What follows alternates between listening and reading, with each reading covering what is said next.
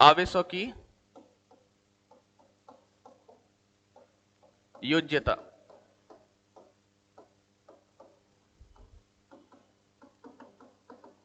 Additivity of charge. आवेशों की योज्यता की बात करोगे, जैसे मान लो कोई विलगित निकाय है, आइसोलेटेड सिस्टम है। विलगित निकाय का मतलब क्या है? जो बाहरी कारकों से अनप्रभावित रहे, मतलब उसके ऊपर किसी प्रकार का कोई प्रभाव अपने पास नहीं पड़ेगा। अब मान लो कि ये मेरे पास कोई गोला है, कोई विलगित निकाय है, जिसके अंदर Q1, Q2, Q3 और कितना आवेश दे रखा है अपने पास? Q1 आवेश दे रखा है। तो इसके ऊपर आवेश की कुल मात्रा कितनी होगी, मतलब टोटल चार्ज जो है इसके ऊपर अपने पास कितना रहेगा? तो आवेशों की योज्यता का गुणधर्म के अनुसार इस विलगित निकाय पर कुल आवेश जो रहेगा वो कितना हो जाएगा अपने पास? टोटल चार्ज कितना हो जाएगा? Sigma Q। तो इसके अनुसार क्या हो जाएगा? Q1 plus Q2 plus Q3 कहां तक चला जाएगा अपने पास? Qn तक। सपोज कोई गोला है, उसके ऊपर मेरे पास माइनस का 2 कूलम, माइनस का 1 कूलम, प्लस का 1 कूलम और प्लस का 6 कूलम आवेश है। तब इसके ऊपर कुल आवेश कितना है? इन सबको अपन क्या कर देंगे? जोड़ देंगे। इन सबको जोड़ने पर कितना आंसर मिल गया अपने पास? 4 कूलम। तो ये कैसे निकाला अपन ने? ये गुणधर्म जो है, ये प्रॉपर्टी जो है, ये क्या कहलाता है? एडिटिविटी ऑफ चार्ज, आवेशों की योज्यता का गुणधर्म। मतलब किसी भी विलगित निकाय पर कुल आवेश जो है सभी आवेशों के बीजगणितीय योग के बराबर होगा। मतलब किसी भी आइसोलेटेड सिस्टम पर टोटल चार्ज जो है उसमें जितने भी चार्ज प्रेजेंट है, चाहे वो पॉजिटिव हो या फिर नेगेटिव हो, उन सब के अलजेब्रिक सम के बराबर हो जाएगा। तो लिखना, किसी विलगित निकाय पर किसी विलगित निकाय पर किसी विलगित निकाय पर कुल आवेश किसी विलगित निकाय पर कुल आवेश सभी आवेशों के किसी विलगित निकाय पर कुल आवेश सभी आवेशों के बीजगणितीय योग के बराबर होता है। किसी विलगित निकाय पर कुल आवेश सभी आवेशों के किसी विलगित निकाय पर कुल आवेश सभी आवेशों के बीजगणितीय योग के बराबर होता है। लिखना, total charge on an isolated system total charge on an isolated system total charge on an isolated system is equal to algebraic sum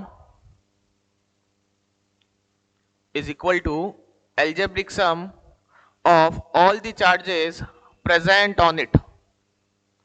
algebraic sum of all the charges present on it. इसे अपन क्या बोलेंगे? आवेशों की योज्यता, additivity of charge. उसके बाद में आता है सबसे इंपॉर्टेंट, जिसे अपन बोलते हैं आवेशों का क्वांटीकरण, क्वांटाइजेशन ऑफ चार्ज। अच्छा, क्वांटाइजेशन का मतलब क्या है? क्वांटीकरण का मतलब क्या है? अब जैसे मान लो किसी स्टूडेंट को इस क्लासरूम से बाहर भेजना है, तो पूरा स्टूडेंट बाहर जाएगा, ऐसा तो है नहीं। उस स्टूडेंट के 2 टुकड़े कर दिए, फिर उसको कहा कि भाई आधा क्लास के अंदर बैठ जा और आधा क्लास के बाहर चला जा, है ना? तो क्वांटाइजेशन का मतलब क्या है कि जब भी किसी वस्तु से आवेश स्थानांतरित होगा, किसी पदार्थ से आवेश स्थानांतरित होगा, तो वो इलेक्ट्रॉन के पूर्ण गुणज के रूप में होगा। मतलब इंटीग्रल मल्टीपल ऑफ इलेक्ट्रॉन, 2/3, है ना, या 1.7, इस टाइप से आवेश का कभी भी स्थानांतरण नहीं होगा। तो आवेश जब भी ट्रांसफर होगा तो पूरा या तो 1 इलेक्ट्रॉन, 2 इलेक्ट्रॉन, 3, मतलब इलेक्ट्रॉन के पूर्ण गुणज के रूप में होगा, जिसे अपन क्या कह रहे हैं? Quantization of charge. मतलब Q इज इक्वल टू क्या होगा अपने पास? Plus minus of n e. N क्या बता देगा? इलेक्ट्रॉनों की संख्या, कि 2 इलेक्ट्रॉन गए, 3 इलेक्ट्रॉन गए या फिर 4 इलेक्ट्रॉन गए। अच्छा, इलेक्ट्रॉन पर आवेश कितना होता है? कल बताया तुमको, कितना होता है? 1.6 इंटू 10⁻⁻19 कूलम। तो लिखना आवेशों के क्वांटीकरण में, पहले लिखना, आवेश सदैव क्वांटीकृत रहता है। आवेश सदैव क्वांटीकृत रहता है। आवेश सदैव क्वांटीकृत रहता है, अर्थात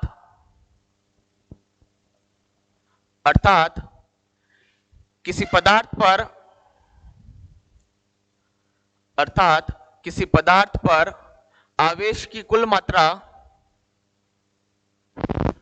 अर्थात किसी पदार्थ पर आवेश की कुल मात्रा, अर्थात किसी पदार्थ पर आवेश की कुल मात्रा इलेक्ट्रॉनों के पूर्ण गुणज के रूप में होती है। अर्थात किसी पदार्थ पर आवेशों की कुल मात्रा इलेक्ट्रॉनों के पूर्ण गुणज के रूप में होती है।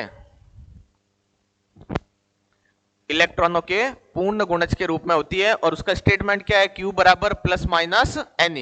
एन यहां पर सीधा अपने पास क्या है? प्राकृत संख्या हो जाएगी, है ना। एन बराबर 1 2 3 4। इंग्लिश में लिखना, charge is quantised, charge is quantised, बंद कर दे पूरा। Charge is quantised according to this property, according to this property, charge on an isolated system, charge on an isolated system, charge on an isolated system is integral multiple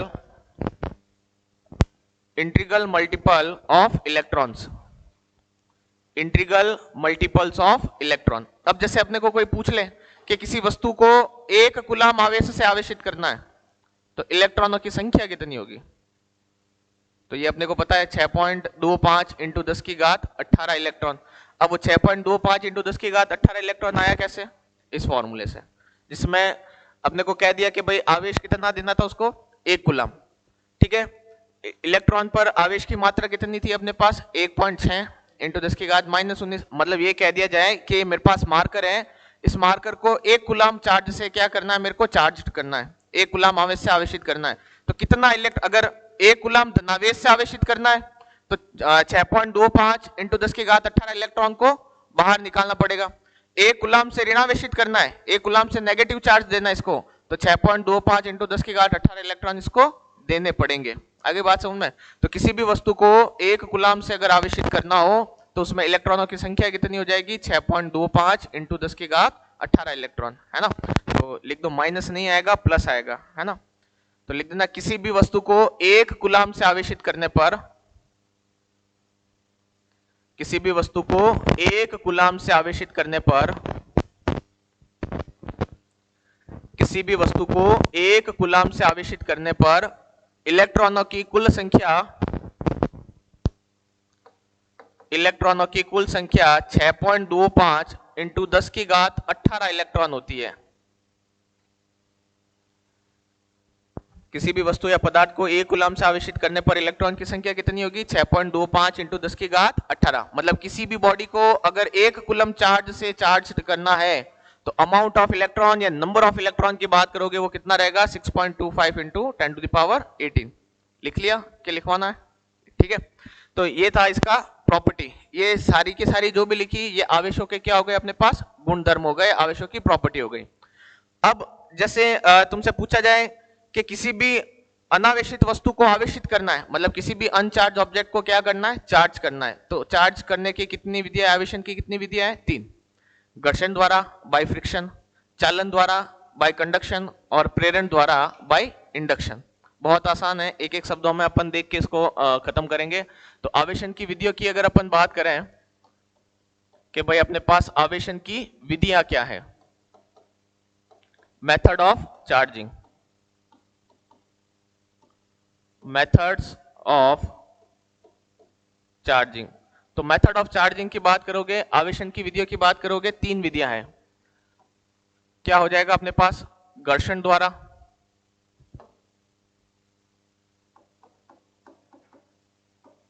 ये आ जाएगा तुम्हारे पास by friction. एक चीज याद रखना, ये जितने भी आवेशन की विधियां हैं, आवेश की कौन से गुणधर्म पर आधारित है? मतलब चार्ज की कौन सी प्रॉपर्टी पर बेस्ड होगी? आवेश संरक्षण के सिद्धांत पर। क्योंकि इसमें ना तो आवेश को उत्पन्न कर रहे हैं, ना आवेश को नष्ट कर रहे हैं, ना तो क्रिएट कर रहे हैं, ना डिस्ट्रॉय कर रहे हैं। एक बॉडी से दूसरी बॉडी में उसको क्या कर रहे हैं? ट्रांसफर करने का काम कर रहे हैं ना। तो ये चीज याद रखना, आवेशन की जो विधियां है आवेश संरक्षण पर आधारित है। किसके ऊपर आधारित है अपने पास? आवेश संरक्षण पर आधारित। मतलब कंजर्वेशन ऑफ चार्ज जो है उसके ऊपर ये क्या होगी अपने पास, बेस्ड रहेगी। बाय फ्रिक्शन हो गया, फिर आ जाएगा तुम्हारे पास चालन द्वारा, बाय कंडक्शन। ये कहां काम आएगा अपने पास, ये काम आएगा गाउस के नियम में। जब अपन गाउस का नियम पढ़ेंगे, गाउस लॉ पढ़ेंगे, आज मेन स्ट्रीम में घुस जाएंगे अपन, मेन चैप्टर के, है ना, तो वहां पर जो गाउस का नियम पढ़ेंगे, उसके बाद में संधारित्र मतलब कैपेसिटर जब पढ़ेंगे, तो ये विधियां जो चालन वाली है और प्रेरण द्वारी है वो अपने पास काम आने वाली है ना। और तीसरी जो विधि रहेगी वो कौन सी अपने पास, प्रेरण द्वारा बाय इंडक्शन। अब मेरे को कोई डिफरेंस बता सकता है क्या? ऊपर वाला तो चलो छोड़ो, घर्षण तुमको पता ही है, बैलून, बर्थडे पार्टी के अंदर बैलून लिया होगा, बैलून को सर पे रब करा, दीवार के पास ले जाओगे, दीवार से चिपक जाएगा। क्यों? तुम्हारे सर पे क्या फेविकॉल की फैक्ट्री है क्या? तो क्या करा, जैसे ही रब करा अपन ने, है ना, आवेश क्या हो गया, स्थानांतरित, बलून पर आ जाएगा पॉजिटिव चार्ज, धनावेश। अब दीवार है, अब मैंने क्या कहा था, आवेश सदैव द्रव्यमान के साथ संबंधित रहता है, तो इस दीवार का कोई मास होगा, कोई द्रव्यमान होगा। जब द्रव्यमान है तो उसके ऊपर क्या मिलेगा, आवेश भी मिलेगा। जब उस बैलून को सर पे रगड़ा था तो उसके ऊपर कौन सा आवेश आ गया था, पॉजिटिव चार्ज। अब जैसे उसको दीवार के पास ले जाऊंगा तो दीवार के नेगेटिव चार्ज से बैलून का पॉजिटिव चार्ज क्या हो जाएगा, अट्रैक्ट, और वो उससे चिपक जाएगा। अब जैसे ही दोनों में आवेश ट्रांसफर हो जाएगा, अब भले वो 2 घंटे बाद हो, 2 दिन बाद हो, या 2 हफ्ते बाद हो, जैसे उन दोनों का आवेश पूरा स्थानांतरण हो गया, बैलून जब वापस अनचार्ज हो जाएगा, मतलब अनावेशित हो जाएगा, तो दीवार से निकलकर कहां गिर जाएगा, नीचे। ये उसका बेसिकली क्या है, कंसेप्ट है। कोई भी कॉम लिया, कंगा लिया, सर पे फेरोगे, पेपर के पास ले जाओगे, उसको क्या करेगा, अट्रैक्ट करेगा। तो ये सारा इसलिए हो रहा है क्योंकि घर्षण के द्वारा आवेश जो है एक बॉडी से दूसरी बॉडी में क्या हो रहा है, अपने पास ट्रांसफर हो रहा है ना। तो ये तो सिंपल सा एग्जांपल था अपने पास, किसके द्वारा, घर्षण द्वारा, इतना कोई अपने इंपॉर्टेंस नहीं। मेन क्या है, बाय कंडक्शन और बाय इंडक्शन। इसमें भी अपने को क्या याद रखना है, चालन द्वारा हमेशा वस्तु को एक दूसरे के कैसे लाया जाता है, संपर्क में। ठीक है, जैसे मान लो कि मेरे पास ये कोई ऑब्जेक्ट है, इसके ऊपर प्लस का 4 कूलम आवेश है, और इसके पास में कोई एक अनावेशित वस्तु रखी हुई है, इस पर बिल्कुल भी मेरे पास ये उदासीन कह दो, उदासीन का मतलब जितना धनावेश है उतना इसके ऊपर क्या होगा, ऋणावेश होगा। अब ए से बी में आवेश का क्या करना है अपने को, स्थानांतरण करना है। तो जब ए से बी में आवेश का स्थानांतरण करना पड़ेगा तो इसे किसी न किसी भौतिक रूप से क्या करना पड़ेगा, अपने को जोड़ना पड़ेगा, है ना। तो भौतिक रूप से अगर अपन इसको जोड़े, या तो इसको बीच में से कनेक्ट कर दो, या फिर इन दोनों ऑब्जेक्ट को ए और बी, इन दोनों को आपस में लाकर क्या कर दिया मैंने, जोड़ दिया। तो ए से बी में आवेश होगा, क्या होगा, स्थानांतरण। ए से बी में आवेश होगा ट्रांसफर, लेकिन कब तक होगा, जब तक दोनों में आवेश की क्वांटिटी क्या नहीं हो जाती, इक्वल नहीं हो जाती। कोई तुमसे आके बोले कि भाई पैसों की रिक्वायरमेंट है, तो तुम क्या करोगे, बाय चांस तुम्हारे पॉकेट में 100 रुपए है, तो तुम ये बोलोगे 50 तू ले ले, 50 मेरे पास रहने दे ना, मतलब दोनों के पास मामला कैसा रहे, बैलेंस का। तो 4 कूलम है तो ये क्या करेगा, प्लस का 2 कूलम इसको दे देगा, और प्लस का 2 कूलम जो है खुद रख लेगा। आवेश मतलब जब भी आवेश गया है, इधर प्लस था तो यहां पर भी कैसा मिला, प्लस, मतलब समान आवेश से वस्तु क्या हो गई, आवेशित, मतलब सेम पोलैरिटी से ऑब्जेक्ट जो है वो क्या हुआ था, चार्ज हुआ था। लेकिन प्रेरण के अंदर क्या है, ये कोई वस्तु है, इधर मान लो प्लस का आवेश है, प्लस का 4 कूलम, और इधर इसके अंदर जो है माइनस का आवेश है। इसके ऊपर कोई धनावेशित रॉड लेके आ गए, अभी ये संपर्क में नहीं है, इन दोनों को आपस में चिपकाना नहीं है, केवल धनावेशित रॉड लाएं, तो ये धनावेश इस धनावेश को क्या करेगा, रिपेल करेगा, प्रतिकर्षित करेगा, जिससे ये धनावेश जो है निकलकर दूसरे वाले भाग में चला जाएगा, और ऑपोजिट चार्ज जो है नेगेटिव वाला वो निकल के किसकी जगह आ जाएगा, धनावेश की जगह। अब इसका जो डायग्राम बने वो कुछ इस प्रकार से हो गया, इधर तो आ गया माइनस, और इधर क्या पहुंच गया, प्लस। अभी भी ऊपर क्या लगा रखी है भाई अपन ने, वो धनावेशित रॉड लगा रखी है। अब इसका जो दूसरा वाला सिरा है, इसको अपन ने क्या कर दिया, भू संपर्कित, ग्राउंड से जोड़ दिया। तो जैसे भाई इसको ग्राउंड से जोड़ोगे, भू संपर्कित करोगे, ये सारा पॉजिटिव चार्ज जो है, सारा प्लस का आवेश इसकी सहायता से कहां चला जाएगा। अब दिमाग में ये चीज भी आ रही होगी, सर जब प्लस का आवेश जा रहा है तो माइनस का क्यों नहीं जा रहा है। माइनस का इसलिए नहीं जा रहा है क्योंकि माइनस को कौन अट्रैक्ट करके बैठा है, वो पॉजिटिव रॉड। अब जैसे ही ये वाला आवेश सारा ग्राउंड में चला जाएगा, पहले अपन क्या हटाएंगे, ग्राउंड का कनेक्शन तोड़ेंगे। ग्राउंड का कनेक्शन तोड़ने के बाद वो जो रॉड है उस रॉड को हटाएंगे तो ये सारा नेगेटिव चार्ज जो है इसके अंदर क्या हो जाएगा, फैल जाएगा। तो मतलब अब इसके अंदर जो आवेश बचा वो केवल कौन सा आवेश है, नेगेटिव। मतलब यहां याद रखने योग्य बात यह है कि चालन में तो समान आवेश से आवेशित हुई थी, लेकिन प्रेरण में, इंडक्शन में लाए थे पॉजिटिव, और चार्ज कैसा मिला, मतलब ऑपोजिट पोलैरिटी से, मतलब विपरीत प्रकृति से जो है वस्तु क्या हो गई, मेरे पास आवेशित हो गई। यहां इन दोनों को संपर्क में लाना आवश्यक था, दोनों को जोड़ना आवश्यक था, लेकिन यहां पर किसी टाइप का कोई फिजिकल कनेक्शन रिक्वायरमेंट नहीं है, दोनों को जोड़ने की कोई अपने को आवश्यकता नहीं है। बस ये दो चीजें अपने को इसमें याद रखनी है। तो लिख लेना आवेशन की विधियां, पहले तो लिख लो 3 प्रकार की है, कौन कौन सी, घर्षण द्वारा, चालन द्वारा और प्रेरण द्वारा। अब देखो सब जगह आवेश संरक्षित है, यहाँ पे ना तो उत्पन्न करा ना नष्ट करा, केवल स्थानांतरण करा। यहाँ पर भी उत्पन्न या नष्ट अपन ने नहीं करा, तो आवेश को ना तो उत्पन्न कर सकते हैं ना नष्ट कर सकते हैं। क्या कर सकते हैं, एक वस्तु से दूसरी वस्तु में स्थानांतरित कर सकते हैं। ऊर्जा वाला मत लिख देना कि ऊर्जा को ना तो उत्पन्न किया जा सकता है ना नष्ट किया जा सकता है, रूपांतरित कर सकते हैं। आवेश को रूपांतरित नहीं कर सकते, प्लस को माइनस या माइनस को प्लस नहीं किया जा सकता, ट्रांसफरेबल है, स्थानांतरणीय है। बस ये चीज अपने को याद रखनी है। तो लिखना इसके अंदर चालन द्वारा आवेशन में, चालन द्वारा आवेशन में, चालन द्वारा आवेशन में वस्तु का भौतिक रूप से जुड़ा होना आवश्यक है, वस्तुओं का भौतिक रूप से जुड़ा होना आवश्यक है, वस्तुओं का भौतिक रूप से जुड़ा होना आवश्यक है, एवं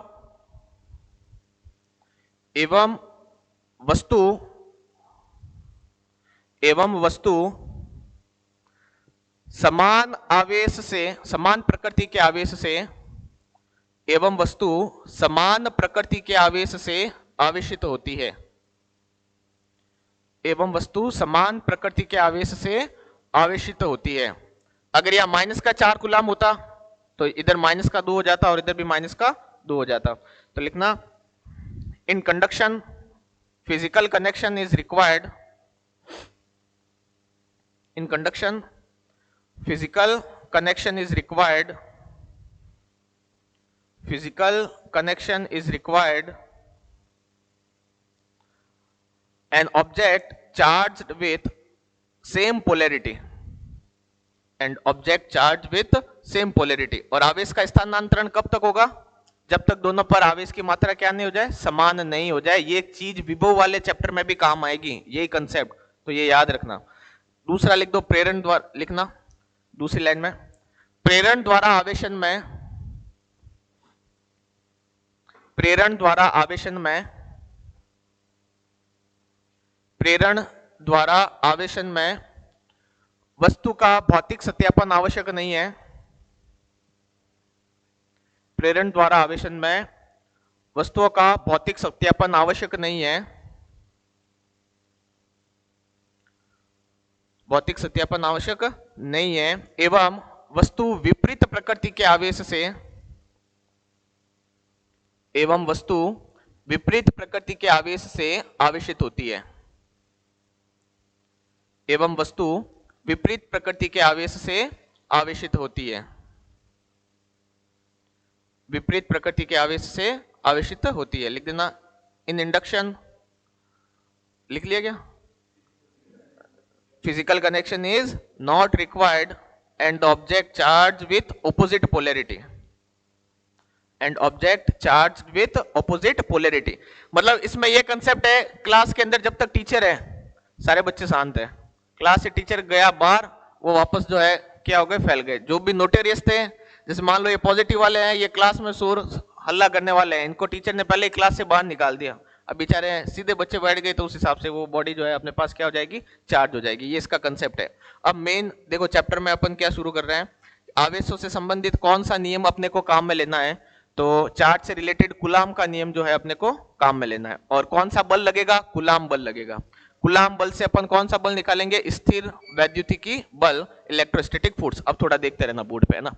तो सबसे तो बल दो प्रकार के होते हैं, संरक्षी और असंरक्षी, कंजर्वेटिव फोर्स और नॉन कंजर्वेटिव फोर्स। मेरे को कोई ये बता सकता है कि साहब संरक्षी बल ये होता है, असंरक्षी बल ये होता है, कंजर्वेटिव ये है और नॉन कंजर्वेटिव ये है? कोई बात नहीं, ध्यान से सुनो। संरक्षी बलों के अंतर्गत किया गया कार्य पथ पर निर्भर नहीं करता। अब जैसे मान लो ये मार्कर है, इस मार्कर अच्छा बल कार्य का सूत्र क्या होता है? W बराबर F.S, बल इंटू विस्थापन।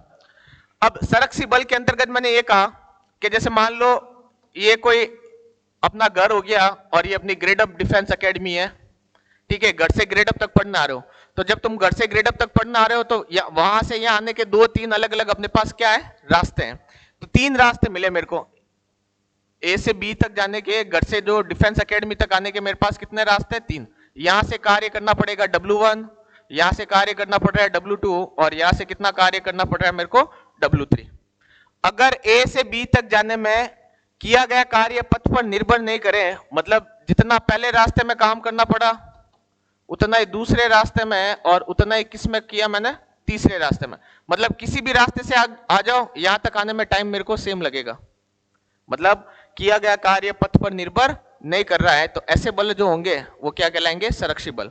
मतलब किसी भी पाथ से आ जाओ, वर्क डन जो है वो पाथ पर डिपेंड नहीं कर रहा है, पाथ इंडिपेंडेंट है। दैट मींस ऐसा जो फोर्स होगा उसे अपन क्या बोलेंगे भाई? संरक्षी बल, कंजर्वेटिव फोर्स।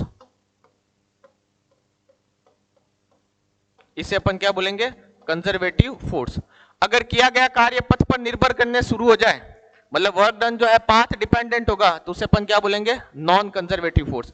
जैसे ये जिस प्लेटफॉर्म पर मैं खड़ा हूं वो सीमेंट का बना हुआ है, या मान लो इसके ऊपर अभी ये एक रफ कारपेट है, इसके ऊपर अगर मैं एक बॉल को लेके फेंकूंगा तो उसके ऊपर घर्षण बल क्या लगेगा? फ्रिक्शन फोर्स क्या लगेगा? ज्यादा। यहाँ ये क्या कह सकते हो कि अपने पास मकराने का पत्थर है, इसके ऊपर बॉल को लेके फेंकूंगा तो घर्षण बल उस पर क्या लगेगा? कम लगेगा। ठीक है, तो बल जो है, फोर्स जो है वो किस पर निर्भर कर रहा है? पथ पर, कि भाई मेरे पास सरफेस सतह कैसी है। तो जब बल पथ पर निर्भर कर रहा है तो बल कैसा हो गया? असंरक्षित, नॉन कंजर्वेटिव। अब मैं इस मार्कर को यहां से गिराऊं चाहे 10 फुट ऊपर से गिराऊं, इसके ऊपर लगने वाला गुरुत्वाकर्षण बल जो है, ग्रेविटेशनल फोर्स, वो क्या होगा? समान होगा। मैं किसी आदमी को कहता हूं भाई दूसरी मंजिल से जाके कूद जा, चौथी मंजिल से कूद जा या पांचवी मंजिल से कूद, उसके ऊपर लगने वाला बल जो होगा नीचे की तरफ mg, वो हमेशा क्या होगा? समान होगा। तो गुरुत्वीय बल, इसको चाहे मैं इस ऊंचाई से फेंकूं, चाहे 5 मीटर ऊपर ले जाऊं या 10 मीटर ऊपर ले जाऊं, इस पर लगने वाला बल जो है वो क्या रहेगा? समान रहेगा, सेम रहेगा। तो इस केस में उसको अपन क्या बोलेंगे? कंजर्वेटिव फोर्स, संरक्षी बल। तो संरक्षी बल में किया गया कार्य पथ पर निर्भर नहीं करता है, जबकि असंरक्षी बलों के अंदर किया गया कार्य क्या करेगा? पथ पर निर्भर करेगा। मतलब अलग अलग रास्ते से आओगे तो लगने वाला टाइम जो है वो मेरे पास क्या होगा? डिफरेंट होगा, अलग अलग होगा। ये चीज अपने को याद रखनी है। ये क्यों बताया? कूलाम बल जो है वो किस प्रकार का बल है? संरक्षी बल। मतलब कूलाम में आवेशों के मध्य जो लगने वाला बल है पथ पर निर्भर नहीं करेगा, चाहे उसको मैंने उठा के वायु में रख दिया, निर्वात में ले जाऊं या किसी अन्य माध्यम में ले जाऊं, अगर आवेशों के बीच की दूरी समान है तो लगने वाला कूलाम बल भी मेरे पास क्या होगा? समान होगा। तो कूलाम बल के लिए क्या है अपने पास? लगने वाला बल जो है F, वो किसके समानुपाती होता है भाई? Q1 और Q2 के। और व्युत क्रमानुपाती हो जाएगा किसके? R स्क्वायर क्यों आया? जैसे मान लो यहां पर मैंने रखा Q1 और यहां पर मैंने रख दिया Q2 और बीच की दूरी कितनी थी? R। ये इधर F बल लगा रहा है और ये इधर F बल लगा रहा है, तो दूरी तो कितनी है? R। अब मेरा क्वेश्चन है बेटा R स्क्वायर क्यों आया? R स्क्वायर इसलिए आया, ये मत सोचना कि सर दो आवेश है तो दोनों की इधर से भी दूरी देख ली, इधर से भी दूरी देख ली, नहीं। दूरी जो है ये नियम तब ही लागू होगा, ये लॉ तभी फॉलो होगा जब दोनों आवेशों के बीच की दूरी बहुत कम हो। ठीक है, अब सर दूरी कम हो तो मामला कैसे बैठे? अब ये मार्कर है, इसके पास मैं एक और मार्कर लाऊंगा। अब सेम ये का ये जो तुमने पढ़ा होगा, ग्रेविटी के अंदर पढ़ा होगा, F बराबर G m1 m2 upon R square, दोनों लगभग सेम है। ये किसके लिए लगता है? सभी पिंडों के लिए लगता है, और ये केवल आवेशों के लिए लगता है। तो भाई मेरे ये बता, तुम इतने सारे बच्चे एक साथ बैठो इस टेबल पर, ये फर्स्ट बेंच में ये दोनों बंदे बैठे हैं, इसका द्रव्यमान m1 है, इसका द्रव्यमान m2 है, ये दोनों आपस में चिपक तो नहीं रहे, इसके अकॉर्डिंग तो दोनों चिपक जाने चाहिए, दोनों के बीच में तो F फोर्स लग रहा है। है ना, दोनों सेपरेट बैठे हैं। तो उसका कारण क्या है कि दोनों के बीच की जो दूरी है, मान लो दोनों के बीच की दूरी 10 सेंटीमीटर है, 20 सेंटीमीटर है या 15 सेंटीमीटर, तो आराम से होगी दोनों के बीच की दूरी। जब r का स्क्वायर करूंगा तो वही 20 सेंटीमीटर की दूरी कितनी हो जाएगी, 400 सेंटीमीटर। तो दूरी क्या हो गई, बढ़ गई। तो इसके लिए कि भाई इस लॉ को प्रॉपरली अगर अपने को फॉलो कराना है, तो विच मीन्स दूरी का मान जो है, अल्प दूरी तो है लेकिन उसका स्क्वायर करके उसको अपन जब थियोरेटिकली प्रूव करने की कोशिश कर रहे हैं तो डिस्टेंस को क्या कर रहा है, बहुत दूर कर रहे हैं, नहीं तो ये नियम फेल हो जाएगा। ये नियम यहाँ पे भी फेल हो जाएगा, ये दोनों आपस में कहाँ चिपक रहे हैं, इसका द्रव्यमान m1 है, इसका द्रव्यमान m2 है, ऐसे तो सब आपस में एक दूसरे को आकर्षित करते हुए चिपक जाने चाहिए थे। या मैं इस बोर्ड से जाके चिपक जाता, ये मारकर मेरे से आके चिपक जाता, क्योंकि इसका द्रव्यमान है m1, मेरा द्रव्यमान कितना है m2। जब मेरा द्रव्यमान ज्यादा है तो मैं इसको अधिक बल से आकर्षित करूंगा तो ये मेरे से आके चिपक जाता, जबकि ऐसा संभव नहीं है। तो उसका कारण क्या है कि मैंने यहाँ पे क्या करा, दूरी का वर्ग कर दिया। तो इन दोनों को साथ में लोगे तो क्या आ जाएगा, F is equal to K Q1 Q2 upon R square. यहां पर K क्या बताएगा, समानुपाती नियतांक है, जिसका मान कौन बता सकता है, K का मान यहाँ कितना होता है बेटा, 1/4 एप्सिलॉन नॉट। तो यहां पर K का मान हो जाएगा अपने पास एक तो 1/4 एप्सिलॉन नॉट। अच्छा, ये एप्सिलॉन नॉट जो आया है इसे बोलते हैं निर्वात की विद्युतशीलता, परमिटिविटी ऑफ फ्री स्पेस। इसे अपन क्या बोलेंगे, निर्वात की विद्युतशीलता, निर्वात की विद्युतशीलता। मतलब क्या आ गया तुम्हारे पास, परमिटिविटी ऑफ फ्री स्पेस, ठीक है। अच्छा, इसका और मान क्या होता है, 9 इंटू मात्र क्या हो जाएगा, newton into metre square upon coulomb square, newton into metre square upon coulomb square. ये इसका क्या हो जाएगा, मात्रक हो जाएगा, किसका, K का। और कूलाम बल जो है, इस कूलाम बल की बात करें, कूलाम बल किस प्रकृति का बल है, संरक्षी प्रकृति का बल है। संरक्षी प्रकृति का बल का मतलब क्या है, किया गया कार्य पथ पर निर्भर नहीं करेगा, जो वर्क डन है वो पाथ इंडिपेंडेंट रहेगा। तो एग्जाम में बहुत बार पूछा गया है भाई कि कूलाम बल किस प्रकृति का बल है, जो कूलम फोर्स है उसका नेचर कैसा है। तो कूलाम बल जो है कंजर्वेटिव क्या कहते हैं, नेचर का फोर्स है, संरक्षी प्रकृति का बल है। क्या होता है इसके अंतर्गत, किया गया कार्य पथ पर निर्भर नहीं करेगा।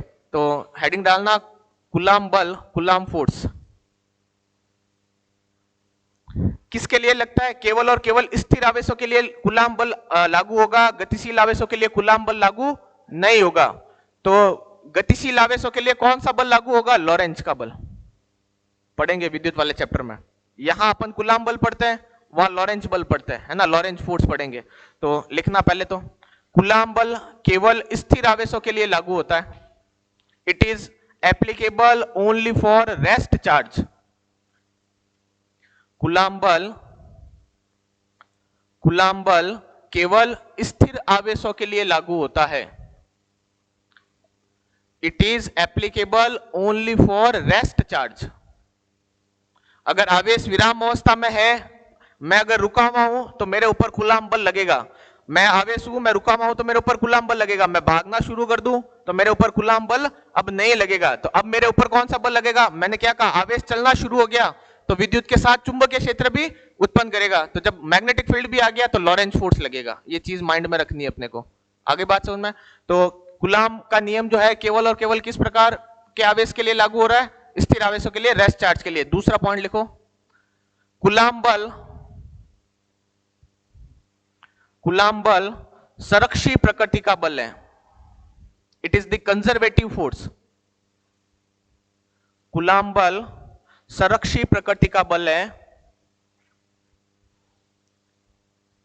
It is the conservative force. अब संरक्षी प्रकृति के बलों में क्या होता है, तो नीचे ब्रैकेट डाल के लिख देना, किया गया कार्य पथ पर निर्भर नहीं करता, किया गया कार्य पथ पर निर्भर नहीं करता, work done is independent from the path. किया गया कार्य पथ पर निर्भर नहीं करता, work done is independent from the path. फिर क्या है, कूलाम का नियम जो है व्युत्क्रम वर्ग के नियम का क्या करता है, पालन करता है, it is follow the law of inversely proportional, तो लिख दो यह व्युत्क्रम वर्ग के नियमों की पालना करता है। यह व्युत्क्रम वर्ग के नियमों की पालना करता है। It is follow the law of inversely proportional. व्युत्क्रम वर्ग के नियम की पालना करता है। It is follow the law of inversely proportional. व्युत्क्रम वर्ग के नियम की क्या करेगा? पालना। और किसके लिए लगेगा? केवल और केवल बिंदु आवेशों के लिए लगता है, पॉइंट चार्ज के लिए लगता है। तो देखो भाई, एक और कंसेप्ट, एक और चीज मैंने यहाँ पे काम में ली है, जिसे मैंने क्या बोला? बिंदु आवेश। एक होगा बेटा बिंदु आवेश, जिसे अपन बोलेंगे पॉइंट चार्ज। पहले किसी के दिमाग में डाउट हो तो यही क्लियर कर लेना, नहीं समझ में आए तो पहले पूछ लेना भाई बिंदु आवेश। और एक होगा अपने पास टेस्ट चार्ज, परीक्षण आवेश। ये परेशान करेगा थोड़ा दोनों पॉइंट। परीक्षण आवेश जिसे अपन बोलेंगे टेस्ट चार्ज। और ये जो परीक्षण आवेश है इसे अपन Q0 से प्रदर्शित करते हैं, टेस्ट चार्ज को। अब दोनों में क्या डिफरेंस है? पॉइंट चार्ज और टेस्ट चार्ज। बिंदु आवेश और परीक्षण आवेश में क्या अंतर है?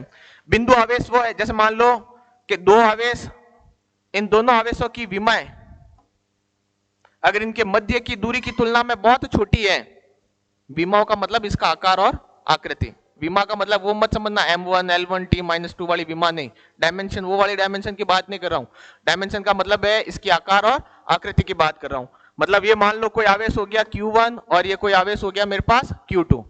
इन दोनों आवेशों का आकार और आकृति, मतलब इन दोनों चार्ज का साइज और शेप, इसके बीच की जो दूरी है उस दूरी के रेस्पेक्ट में, उस दूरी की तुलना में कैसी हो? बहुत ज्यादा छोटी हो, या ये कह दो कि दूरी की तुलना में लगभग नगण्य ही है, तो उसे अपन क्या कहेंगे? पॉइंट चार्ज, बिंदु आवेश। आगे बात समझ में? जबकि परीक्षण आवेश क्या है? परीक्षण आवेश के बारे में, अच्छा, ये पॉजिटिव भी हो सकता है और नेगेटिव भी हो सकता है, और इसका स्वयं का विद्युत क्षेत्र भी हो सकता है, मतलब खुद का इलेक्ट्रिक फील्ड भी हो सकता है। लेकिन परीक्षण आवेश जो है ये एक काल्पनिक आवेश है। इसके ऊपर क्वेश्चन पूछा गया, ये है काल्पनिक आवेश। काल्पनिक आवेश का मतलब क्या हो गया? तुम्हारे पास फ्रिक्शनल चार्ज है, वास्तव में ऐसा कुछ होता ही नहीं है। ये कैसा है भाई? अपने पास फ्रिक्शनल चार्ज। तो अब तुम्हारे दिमाग में आ रहा होगा, जब ऐसा होता ही नहीं है तो किया क्यों? अब मैं ये कह रहा हूं कि ये कोई मेरे पास Q आवेश है जिसके चारों तरफ का क्या है? विद्युत क्षेत्र। अब मेरे को ये देखना है कि अगर कोई दूसरा आवेश यहां पर लेके आऊं तो उस पर कितना आकर्षण या प्रतिकर्षण का बल लगेगा। अब मान लो कि मैं वास्तव में कोई दूसरा Q आवेश ले आऊं तो वो खुद का क्या बनाएगा? विद्युत क्षेत्र बनाएगा, खुद का इलेक्ट्रिक फील्ड बनाएगा। तो कभी इस चीज को अपन माप ही नहीं पाएंगे। तो उसको मापने के लिए अपन को किसकी आवश्यकता पड़ेगी? परीक्षण आवेश, टेस्ट चार्ज की आवश्यकता पड़ेगी, जो कि कैसा आवेश है? काल्पनिक आवेश। दूसरी बात इसके लिए क्या याद रखनी है? सदैव धनात्मक होता है। सदैव कैसा होगा? धनात्मक, ऑलवेज पॉजिटिव। नेचर में इसकी जो प्रकृति है वो धनावेशित प्रकृति का ही होता है, ऋणावेशित प्रकृति का टेस्ट चार्ज अपने पास नहीं होगा। और तीसरी चीज अपने को ये याद रखनी है, इसका स्वयं का कोई विद्युत क्षेत्र नहीं होता, इसका खुद का कोई इलेक्ट्रिक फील्ड अपने पास नहीं होगा। तो क्या है? इसका विद्युत क्षेत्र नहीं होता।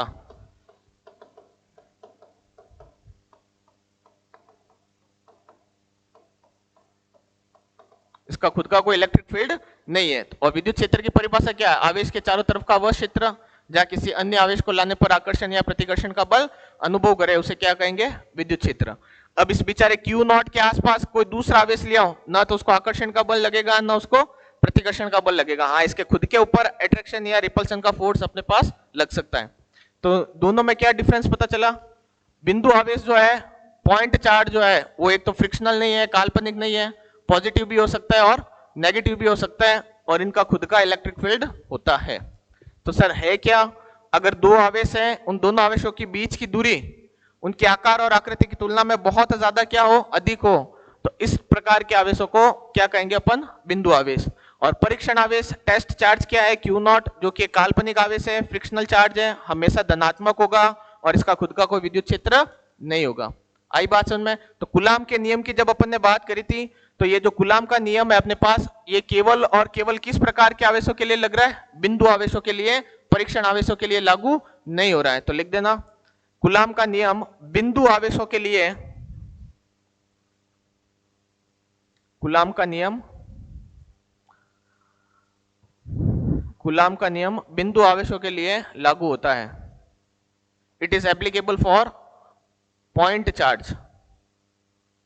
It is applicable for point charge. बिंदु आवेशों के लिए कूलाम का नियम अपने पास क्या होगा, लागू होगा। क्लियर है बात। परीक्षण आवेश क्या है पता चल गया। बाद में लिखना परीक्षण आवेश, उससे पहले अपने पास ये सीधा डायरेक्ट फॉर्मूला लिख दो, F is equal to K Q1 Q2 upon R square. F is equal to क्या हो जाएगा अपने पास, के Q1 Q2 upon R square. अगर इसको सदिश रूप में लिखने की कोशिश करें तो एक चीज याद रखना, सदिश रूप के अंदर ये इस प्रकार से हो जाएगा, F21 is equal to minus of F12। मतलब कि न्यूटन गति जो है, न्यूटन का जो तीसरा नियम है क्रिया प्रतिक्रिया का नियम, उसकी पालना कौन करता है, कूलाम का नियम, है ना। कि सर ये F21 is equal to minus का F12 कैसे आया। कार्तीय निर्देशांक की बात कर रहे हैं, कार्टेशियन प्लेन, यहां हो गया x एक्सेस, यहां हो गई y एक्सेस, और यहां पर अपने पास क्या हो गया z एक्स। इसके अंदर अगर अपन ने कोई दो आवेश ले लिए, यहां पर है Q1 और यहां पर कोई आवेश हो गया Q2, दोनों के मध्य की दूरी जो है, दोनों की मध्य की दूरी कितनी ले ली मैंने, r वेक्टर। यहां हो गया r2 वेक्टर और यहां हो गया मेरे पास r1 वेक्टर। इधर की तरफ जो अपने पास बल लगेगा वो लगेगा F12, इधर जो बल लगेगा वो कौन सा लगेगा, F21। इधर जो एकांक सदिश होगा वो हो जाएगा R12 और इधर जो एकांक सदिश होगा वो क्या हो जाएगा, R21। तो दोनों की दिशाएं जो है, दोनों की दिशाएं कैसी है, विपरीत है, अपोजिट डायरेक्शन में है। इसलिए अपन ने क्या लिखा, F21 is equal to minus of F12। मतलब ऋणात्मक निशान जो है, नेगेटिव साइन क्या बताता है, फोर्स की जो डायरेक्शन है वो कैसी है अपने पास, ऑपोजिट है। तो मतलब क्रिया प्रतिक्रिया के नियम की क्या करता है, पालना करता है। तो लिख देना कूलाम का नियम न्यूटन के क्रिया प्रतिक्रिया नियम की पालना करता है। कूलाम का नियम न्यूटन के क्रिया प्रतिक्रिया नियम की पालना करता है। It is follow the Newton's law of action and reaction. It is follow the Newton's law of action and reaction. तो उसके नीचे ये लिख सकते हो, F21 इज इक्वल टू क्या हो जाएगा मेरे पास, minus of F12। Negative sign क्या बताएगा कि जो डायरेक्शन है वो डायरेक्शन कैसी हो गई अपने पास, अपोजिट डायरेक्शन है, विपरीत दिशा है ना।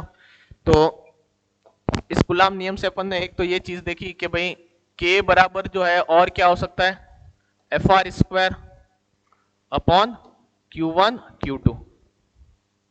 K की और वैल्यू मेरे पास क्या निकल के आ सकती है sir, K is equal to और हो सकता है 1 अपॉन 4 पाई एप्सिलॉन नॉट। यहां से अगर एप्सिलॉन नॉट को देखना है तो भाई यहां से एप्सिलॉन नॉट और क्या हो सकता है, 1 अपॉन 4 पाई K। अच्छा, यहां से K की वैल्यू और क्या हो सकती है कि भाई K की वैल्यू हो सकती है 9 इंटू 10 की घात 9 newton into metre square upon coulomb square. यहां से अगर एप्सिलॉन नॉट की मैं बात करूं कि भाई एप्सिलॉन नॉट क्या होगा, तो ये हो सकता है 8.85 इंटू 10 की घात coulomb square upon newton into metre square.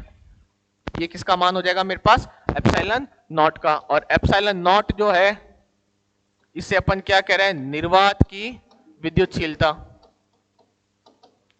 निर्वात की विद्युतशीलता, परमिटिविटी ऑफ फ्री स्पेस।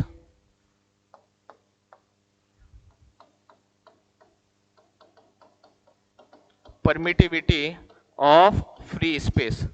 अच्छा, कोई इसकी विमा बता देगा, डायमेंशन, K की विमा क्या होगी और एप्सिलॉन नॉट की विमा क्या होगी। K के लिए विमा लिखोगे तो कितनी हो जाएगी, देखो M1 L3 T-4 A-2। ये किसकी विमा हो जाएगी अपने पास, K की। T-4 बेटा कैसा है, कूलाम स्क्वायर है, कूलाम के लिए क्या होता है A1 T1 स्क्वायर है, तो क्या हो जाएगा A2 T2। वो जब ऊपर जाएगा तो न्यूटन में पहले माइनस का 2 बैठा था और नीचे से प्लस का 2 ऊपर जाके वो भी कैसा हो जाएगा, माइनस का। एप्सिलॉन नॉट की विमा लिखनी है तो एप्सिलॉन नॉट की विमा इसकी उल्टी कर दो, M-1 L-3 T4 A2। ये विमा जो है, ये विमा अपने पास किसकी हो जाएगी? एप्सिलॉन नॉट की। अगर माध्यम की बात करें कि सर माध्यम में कूलाम बल कितना होगा, तो माध्यम में कूलाम बल की बात करोगे कि सर कूलाम बल ये हो सकता है F बराबर Q1 Q2 upon 4 pi epsilon not R square. ये मेरे पास निर्वात में हो गया। अब इसको माध्यम में अगर देखना हो तो F मीडियम, तो ये क्या हो जाएगा? Q1 Q2 upon 4 pi epsilon R square. Epsilon क्या बता रहा है? माध्यम की विद्युतशीलता। एप्सिलॉन नॉट क्या बता रहा था? निर्वात की विद्युतशीलता। अलग अलग पदार्थ के लिए माध्यम की विद्युतशीलता भी क्या होगी?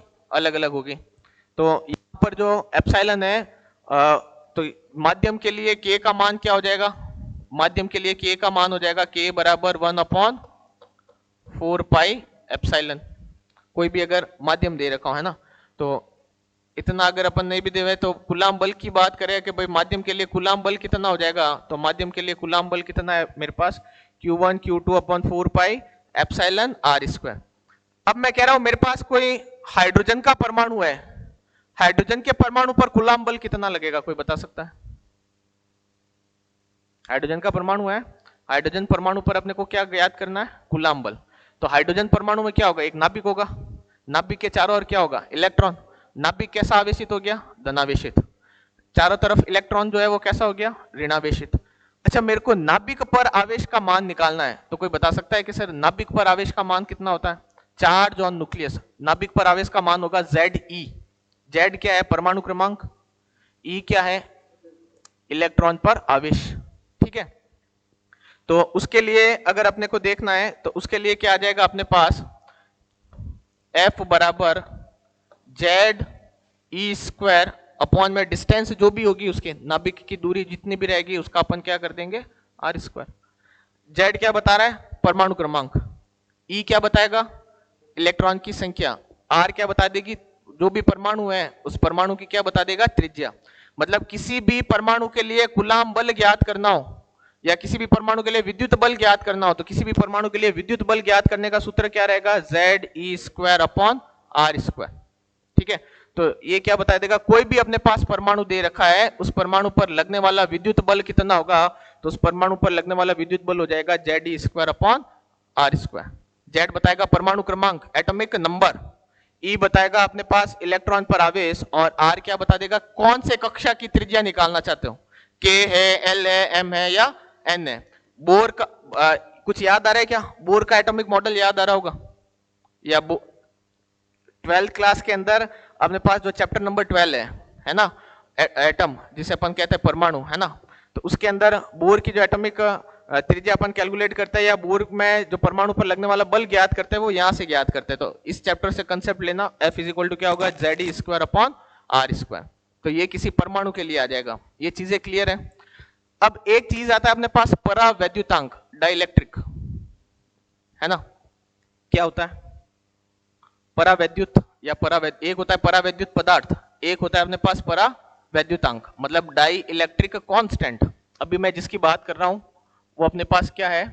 परावैद्युतांक, एप्सिलॉन R, जिसे मैं कहूंगा डाइलेक्ट्रिक कांस्टेंट या डाइलेक्ट्रिक। इसको किससे रिप्रेजेंट कर रहे हैं अपन? एप्सिलॉन R से। कूलाम बल का मान सबसे ज्यादा होगा निर्वात में। एग्जाम में पूछ लेगा कि दो आवेशों के बीच कूलाम बल सर्वाधिक कहां होगा? निर्वात में। जैसे जैसे चालक माध्यम में आते जाओगे, कंडक्टिंग मीडियम में आते जाओगे, कूलाम बल का मान क्या होता जाएगा? घटता जाएगा। और घटते घटते जैसे जैसे कंडक्टिंग मीडियम में आओगे, कूलाम बल का मान क्या होगा? घटता जाएगा। और घटते घटते कितना हो जाएगा? शून्य हो जाएगा। अब कैसे? तो देखो यहां पर निर्वात के लिए F बराबर कितना आया था? Q1 Q2 4 pi epsilon not, और साथ में क्या आ जाएगा? R square. माध्यम के लिए देखना है, माध्यम के लिए कितना आ जाएगा? Q1 Q2 upon 4 pi epsilon R square. दोनों का अगर अनुपात कर लें तो दोनों का अनुपात क्या होगा कि अपने पास माध्यम में लगने वाला बल और निर्वात में लगने वाले बल का अगर अपन अनुपात देखें, Q1 से Q2 क्या हो जाएगा, कैंसिल आउट हो जाएगा, 4 पाई से 4 पाई कैंसिल हो गया, आर स्क्वायर से आर स्क्वायर कैंसिल हो गया, तो F बट्टा FM, F बट्टा FM बराबर क्या हो गया, एप्सिलॉन अपॉन एप्सिलॉन नॉट, ऊपर चला जाएगा। तो ये मेरे पास F बट्टा FM जो है, मतलब निर्वात पर कूलाम बल और माध्यम में कूलाम बल का अनुपात जो है उसे अपन क्या बोलेंगे, परावैद्युतांक के, मतलब अपने पास जो एप्सिलॉन आर आएगा वो किसके बराबर आएगा, F अपॉन FM के बराबर हो जाएगा कि भाई निर्वात में कूलाम बल कितना है और अपने पास माध्यम में कूलाम बल कितना है। तो हेडिंग डालना परावैद्युतांक और लिखना इसके अंदर। अच्छा पीछे वाला नहीं लिखा क्या, लिख लो इसको है ना एक बार।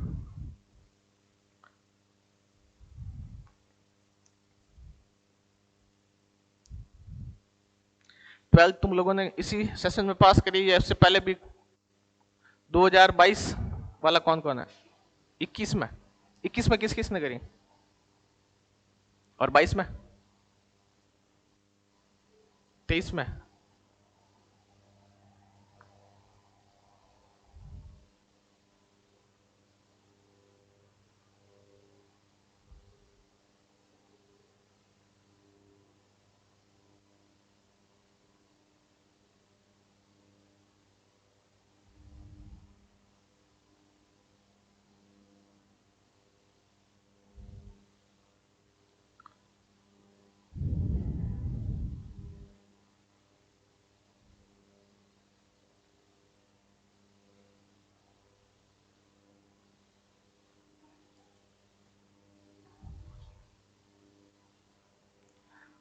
मेन अपने पास यहीं से है सारी, वहां से थ्योरेटिकल क्वेश्चन आ जाएगा, यहाँ से न्यूमेरिकल या थ्योरेटिकल, अब जो बनेगा वो इसी फॉर्मूले के कंसेप्ट पे बनेगा क्वेश्चन, है ना।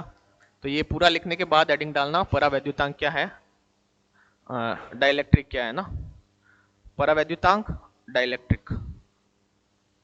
और इसमें ये याद रखना, सबसे कूलाम का बल जो है, कूलाम बल के मान की बात करें, एग्जाम में पूछ लेगा भाई कूलाम फोर्स सबसे ज्यादा कहाँ होगा, तो कूलाम बल जो है सबसे ज्यादा कहाँ मिलेगा अपने को, वायु या निर्वात में। वैक्यूम के अंदर कूलाम बल का मान क्या रहेगा, सर्वाधिक। फिर जैसे जैसे अपन माध्यम में आते रहेंगे कूलाम बल का मान क्या होता जाएगा, कम। अब मान लो 0, अगर किसी भी धातु के लिए एप्सिलॉन आर की वैल्यू की बात करें, तो किसी भी धातु के लिए एप्सिलॉन आर का मान कितना होता है अपने पास, परावैद्युतांक का मान इनफाइनाइट होता है, अनंत होता है। उसका कारण क्या है कि साहब F अपॉन कितना है, FM। तो माध्यम के अंदर बल का मान कितना हो गया था, 0। तो अगर किसी भी संख्या में 0 का मान दोगे तो क्या मिलेगा, इन्फिनिटी मिलेगा। तो ये चीज याद रखना है, चालक पदार्थों के लिए परावैद्युतांक का मान कितना होता है, अनंत होता है। तो अनंत होने का कारण ये है, ठीक है। तो परावैद्युतांक डाइलेक्ट्रिक वाली हेडिंग डाल दी, उसमें केवल अभी के लिए एक लाइन लिख दो, कूलाम बल का मान, कूलाम बल का मान निर्वात अथवा वायु के लिए, कूलाम बल का मान निर्वात अथवा वायु के लिए सर्वाधिक होता है। कूलाम बल का मान निर्वात अथवा वायु के लिए सर्वाधिक होता है। Coulomb force is maximum for vacuum and air. निर्वात या वायु में ही अब एग्जाम में पूछ लें कि भाई कूलाम बल का मान सर्वाधिक कहां मिले। एक चालक पदार्थ है, मतलब एक कंडक्टिंग मटेरियल है, एक कुचालक पदार्थ है, एक इंसुलेटिंग मटेरियल है, ठीक है। मतलब किसी वस्तु को एक बार चालक पदार्थ में रखा, किसी वस्तु को कुचालक पदार्थ पर रखा और किसी वस्तु को निर्वात में रखा, तो कूलाम बल सर्वाधिक कहां लगेगा, वैक्यूम में लगेगा, निर्वात में रखेगा। ये चीज अपने को याद रखनी है। तो क्योंकि जब इलेक्ट्रॉन की भी खोज हुई थी तो विसर्जन नलिका के अंदर हुई थी, डिस्चार्ज ट्यूब के अंदर हुई थी, है ना। तो डिस्चार्ज ट्यूब में, विसर्जन नलिका में माध्यम जो होता है वो माध्यम कौन सा रहता है, निर्वात माध्यम। तो निर्वात में, वैक्यूम में कूलाम बल का मान अपने पास मैक्सिमम होगा। मतलब वैक्यूम के अंदर जो इलेक्ट्रोस्टैटिक फोर्स है वो हमेशा अपने को क्या मिलेगा, ज्यादा मिलेगा। ये चीज अपने को क्या रखनी है बेटा, याद रखनी। हाँ फ्री स्पेस कह दो, वैक्यूम कह दो, सेम ही बात है ना। मतलब